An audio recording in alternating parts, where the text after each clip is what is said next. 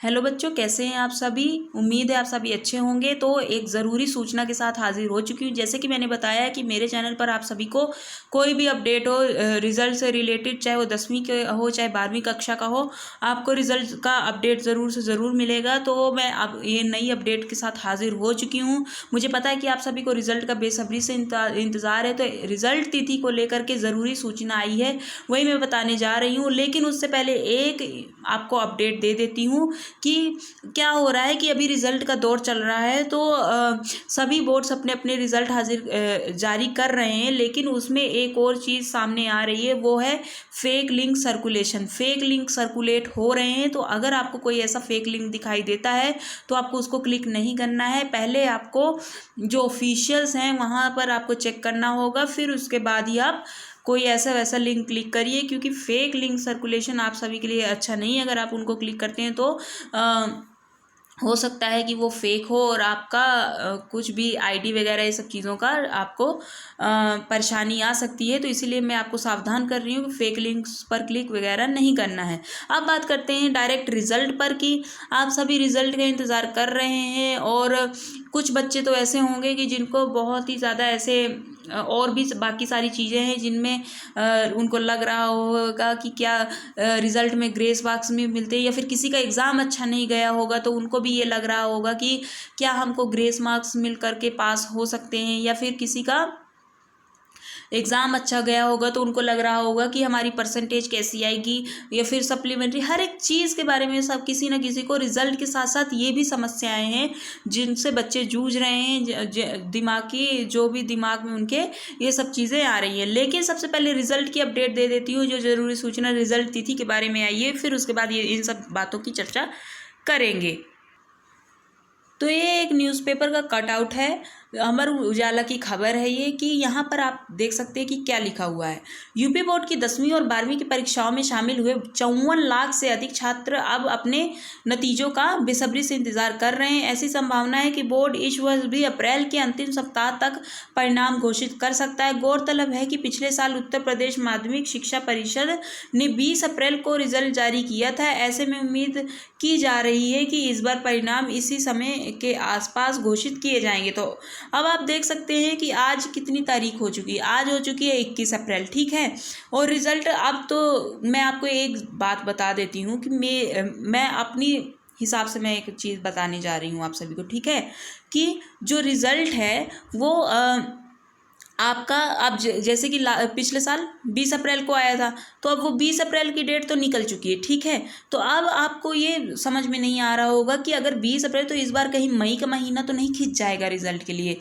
तो मैं आपको बता दूं कि हो सकता है, मुझे ऐसा लग रहा है कि हो सकता है कि इस बार जो रिज़ल्ट है वो मई के महीने में आए, मई के पहले सप्ताह में रिज़ल्ट आए, और हो सकता है कि इस बार का जो रिज़ल्ट है अप्रैल के अंतिम सप्ताह में आए। जैसे इस खबर के हिसाब से जो रिज़ल्ट है वो अंतिम सप्ताह, मतलब कि इस हफ्ते नहीं अगले हफ्ते रिज़ल्ट घोषित होने की संभावनाएं हैं। लेकिन मैं आपको बता दूं कि हाँ, ये जो अंतिम सप्ताह है और जो अब मई का पहला सप्ताह है, फर्स्ट वीक है, इसमें रिज़ल्ट आपका आ जाना चाहिए। मुझे भी लग रहा है कि अंतिम सप्ताह में रिज़ल्ट आने के चांसेस हैं, लेकिन फर्स्ट वीक में मुझे ज़्यादा चांस लग रहे हैं। तो अभी और एक चीज़ अब मैं आपको बता देती हूँ कि चलिए रिज़ल्ट तो आएगा, है ना। तो अब बात आती है कि बाकी और चीज़ें होती है, सप्लीमेंट्री, ठीक है, ग्रेस मार्क्स। अगर आपने अच्छा पेपर अच्छा करके गए थे, अच्छा गया था पेपर, लेकिन उसमें क्या हुआ था कि अब जो रिज़ल्ट आएगा उसमें आपके नंबर कम हैं, तो आप फिर अपने नंबर कैसे बढ़वा सकते हैं। इन सब चीज़ों की भी जानकारी आपके पास होनी बहुत ज़्यादा ज़रूरी है, क्योंकि जब रिज़ल्ट आने के बाद आपको थोड़ा सा ही टाइम समय दिया जाता है जिसमें आप अपना ये सब चीज़ें कर सकते हैं, ठीक है। तो इसमें अब मैं आपको बताने जा रही हूँ ये सभी ज़रूरी सूचना है। उसके साथ साथ में मैं और एक चीज़ बताने जा रही हूँ कि पिछले साल के हिसाब से इस साल का रिज़ल्ट क्या हो सकता है, ठीक है। हर एक चीज़ की जानकारी मैं बताने जा रही हूँ। तो चलिए पहले मैं बता देती हूँ कि अगर आप अपने नंबरों से खुश नहीं हैं तो आप क्या कर सकते हैं। जो छात्र अपने परिणामों से संतुष्ट नहीं होंगे उनके पास अपने अंकों का पूर्ण मूल्यांकन का अनुरोध करने का विकल्प होगा। ये ध्यान रखना महत्वपूर्ण है कि बोर्ड प्रत्येक विषय के लिए 500 रुपये का पूर्ण मूल्यांकन शुल्क लेता है। पूर्ण मूल्यांकन के लिए छात्र को यूपी बोर्ड की आधिकारिक वेबसाइट पर जाकर आवेदन करना होगा। अब इसमें मैं एक चीज़ आपको और ज़रूरी चीज़ बता देती हूँ कि आप सोच रहे होंगे कि ये 500 रुपये क्यों लिए जाते हैं। ये 500 रुपये इसलिए लिए जाते हैं कि अगर आप पूर्ण मूल्यांकन करवा रहे हैं तो कोई जेन्युइन बच्चा, मतलब हर कोई अगर फ्री में करवाने लगा तो सभी अप्लाई करने लगेंगे, सभी एप्लीकेशन डालने लगेंगे पूर्ण मूल्यांकन की, ठीक है, क्योंकि पैसा तो उनका वेस्ट नहीं होना है। तो ऐसे में क्या है, यूपी बोर्ड को समस्याएं यूपी बोर्ड की बढ़ जाएंगी। तो इसीलिए प्रत्येक सब्जेक्ट का 500 रुपये रखा गया है ताकि जो जेन्युइन बच्चे होंगे, क्योंकि फालतू में कोई पैसा अपना खर्च नहीं करेगा, जिसको जरूर मतलब लगेगा कि नहीं हमारे इतने नंबर बढ़ रहे थे, इतने कम क्यों आ गए, तो वही इसका आवेदन डालेंगे, बाकी और कोई नहीं डालेगा। अब बात करते हैं कि कितने प्रतिशत वाला पास होता है। तो 33% वाला पास होता है।